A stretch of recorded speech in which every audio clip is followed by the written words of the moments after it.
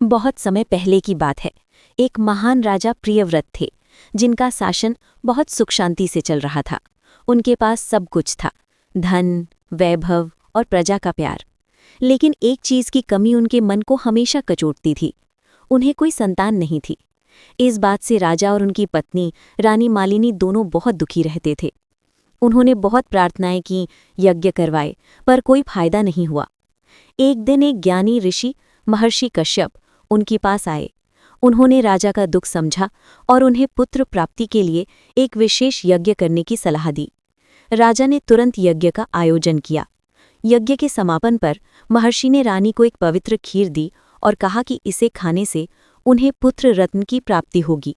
रानी ने बड़ी श्रद्धा से खीर खाई। कुछ समय बाद रानी गर्भवती हुई और उन्होंने एक पुत्र को जन्म दिया। लेकिन उनकी खुशी एक पल में दुख में बदल गई, क्योंकि बच्चा मरा हुआ पैदा हुआ था। राजा और रानी का दुख इतना गहरा था कि राजा ने अपने प्राण त्यागने का फैसला कर लिया। वो अपने मृत पुत्र को लेकर शमशान घाट पहुंचे, लेकिन तभी एक चमत्कार हुआ। वहां एक दिव्य देवी प्रकट हुई, जो अद्भुत तेज से चमक रही थी। उन्होंने राजा से कहा, मैं देवी षष्ठी हूँ, जिसे लोग छठी मैया भी कहते हैं। मैं ब्रह्मा की मानस पुत्री हूँ और संसार के सभी शिशुओं की रक्षक हूँ।